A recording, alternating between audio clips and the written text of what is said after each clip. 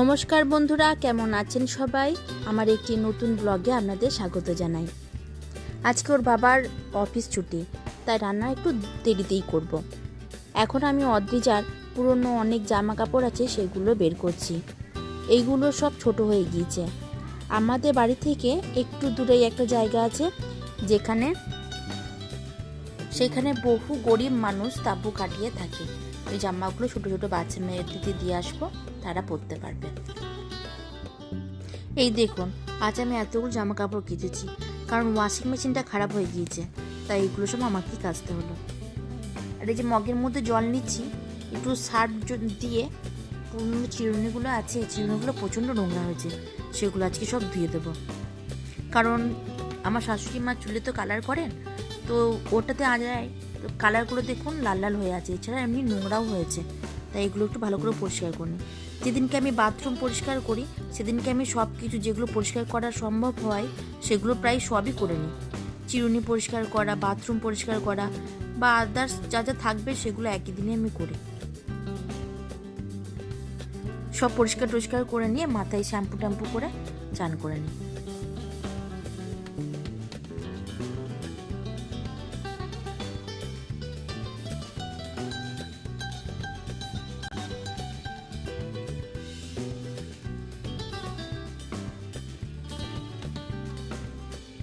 জলে কিছুক্ষণ ভিজিয়ে রাখার পর একটা ব্রাশ নিয়ে এসেছি। এবার ব্রাশ নিয়ে ভালো করে ব্রাশটা ঘষে ঘষে পরিষ্কার করে দেবো। বেশিক্ষণ জলের মধ্যে ভিজিয়ে রাখলে, সার্ফ জলে ভিজিয়ে রাখলে পরে দেখেছি তাড়াতাড়ি ছেড়ে যায়। আর যদি অল্প ভিজিয়ে রাখা হয় একটু ছাড়াতে টাইম লাগে, কিন্তু ছেড়ে যায়, পরিষ্কার হয়ে যায় চিরুনি, একদম নতুনের মতো। এই দেখুন, এখানে আছে কালারগুলো আটকে আছে, এগুলো একটু পরিষ্কার করতে হবে ঘষে ঘষে। কিছুক্ষণ মধ্যে এটা ছেড়ে গিয়েছিল, এটা বেশিক্ষণ রাখিনি তো, তাই এটা একটু ছাড়াতে একটু কষ্ট হচ্ছে, কিন্তু যদি বেশিক্ষণ রাখতাম তাহলে এটা ঠিক পরিষ্কার হয়ে যেত তাড়াতাড়ি। এই দেখুন চিরুনিটা কি পরিষ্কার হয়ে গেছে, দেখুন একদম নতুনের মতো। চলুন তাহলে স্নান করে আসি। আমি শ্যাম্পু করবার আগে ভালোভাবে চুল আঁচড়ে নিই, তারপরে শ্যাম্পু করতে যাই। যদি আমি না আঁচড়াই তাহলে যখন শ্যাম্পু করে আসি, তারপর যখন চুল আঁচড়াই তখন অনেকটা চুল বেশ উঠে যায়। তাই আমি সবসময় স্নান করবার আগে ভালোভাবে চুলটা আঁচড়ে নিয়ে তারপর আমি স্নান করতে যাই।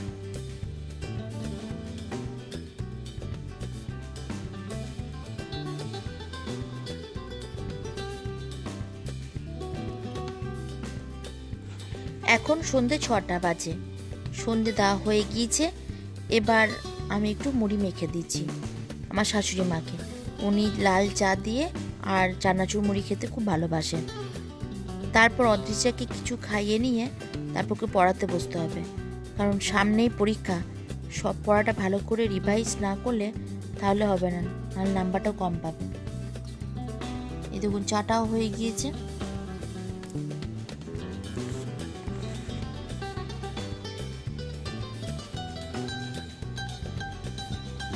আর এই হচ্ছে মুড়ি, এতে একটু তেল ছড়িয়ে দিলাম আর একটু চানাচুর দিয়ে ভালো করে মেখে দেবো। ঠান্ডা লেগেছে বলে এখন শশা দেবো না, অন্যদিন একটু শশা কুচি, পেঁয়াজ কুচি এসব দিই।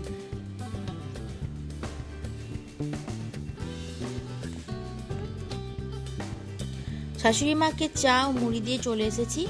এবার আমি অদ্রিজাকে একটু পড়াতে বসি। ও আমাকে দেখাচ্ছে কি কি ড্রয়িং করেছে আজ।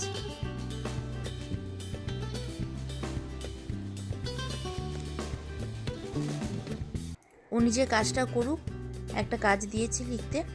এবার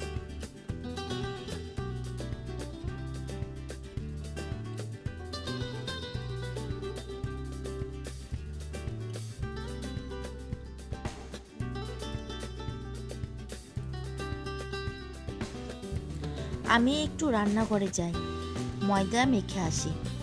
অল্প ময়দা বাড়িতে ছিল, ভাবলাম একটু নিমকি বেঁচে ফেলি। কারণ বলুন তো, বিকালবেলায় ঘুম থেকে ওঠার পর একটু চায়ের সঙ্গে কিছু খেতে মন করে। আর আমার নিমকি খেতে খুব ভালো লাগে, তাই একটু বানিয়ে ফেললাম।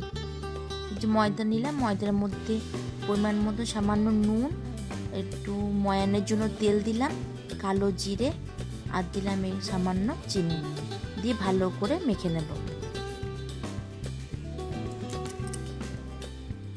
আগে প্রথমে তেলটা ভালো করে মিশিয়ে নিতে হবে।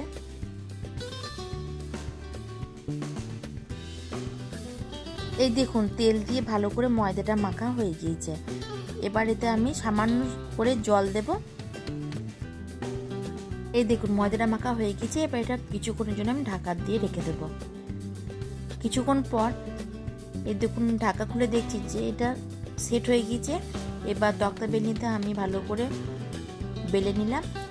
বেলে নেওয়ার পর পিস পিস করে কেটে তেলে ভেজে নিলাম। হয়ে গেল আমাদের নিমকি ভাজা। পরের দিন সকালবেলায় অদ্রিজাকে স্কুলে পাঠিয়ে দিলাম। এখন আমি যাচ্ছি পাম্প চালিয়ে, তারপরে যাব আমি ফুল আনতে, কারণ জল ভর্তি হতে তো অনেকক্ষণ টাইম লাগবে, ততক্ষণ আমি ফুল নিয়ে চলে আসব। তাই আমি যখনই ফুল আনতে যাই আগে পাম্পটাকে চালিয়ে দিয়ে তারপর ফুল আনতে যাই।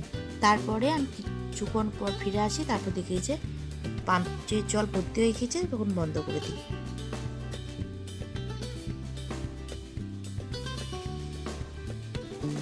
আমাদের বাড়ির সামনে একটা ফুল কাকু ছিল। এত কম পয়সায় অনেকগুলো ফুল দিত, কিন্তু সেই কাকুটা কিছুদিন হলো ও দেশের বাড়ি চলে গিয়েছে, আর আসবে না। এখন যে কাকু ফুল দেয় সেই কাকু পয়সাও বেশি নেয় আর ফুল দেয় কম। যাই হোক, আর বিচার করে লাভ নেই, হাতের কাছে যা পাচ্ছি তাতেই সন্তুষ্ট থাকা ভালো।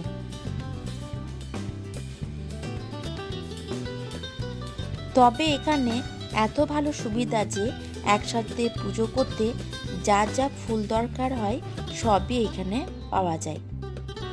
ফুল ছাড়াও আরও অনেক কিছু পাওয়া যায়, যেমন ধরুন ফুলের সাথে দুব্বা, বেলপাতা, তুলসী পাতা, সাদা ফুল, লাল ফুল, সব রকমের জিনিস এখানে পেয়ে যায়।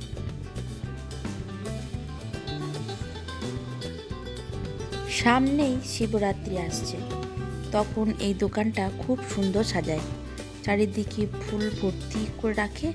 তার সাথে ধুতরা ফুল, কলকে ফুল, বেলপাতা, গোটা বেল সব কিছু দিয়েই দোকানটা খুব সুন্দর সাজায়। আর এই দেখুন সকালবেলায় রাস্তা ঝাড় দিচ্ছে। পাশের দোকানটা এখনো খুলেনি। চলুন, আমার ফুল নেওয়া হয়ে গিয়েছে, এবার যাই চান টান সেরে ভালো করে পুজো টুজো দিয়ে দিই। আর এই দেখুন আমাদের বাড়ির সামনে যে অশোক গাছটা, অশোক গাছে কত ফুল তুলেছে দেখুন। এই হচ্ছে ফুলগুলো, খুব সুন্দর দেখতে লাগছে। বলে নাকি বাড়ির সামনে অশোক গাছ লাগানো খুব ভালো, বাড়ির উন্নতি হয়। আর এই দেখুন কলা গাছটা কেমন পড়ে গিয়েছে, কত কলা হয়েছে দেখুন। তাহলে উপরে যাই, বাবাকে ডেকে নিয়ে আসি, কারণ কলা গাছটা তো তুলতে হবে। তাহলে ব্লগটা আজকে আমি এখানেই শেষ করছি। ভালো থাকবেন, সুস্থ থাকবেন। ভালো লাগলে ভিডিওটা লাইক করে দেবেন। আবার দেখাবে নতুন একটি ব্লগে।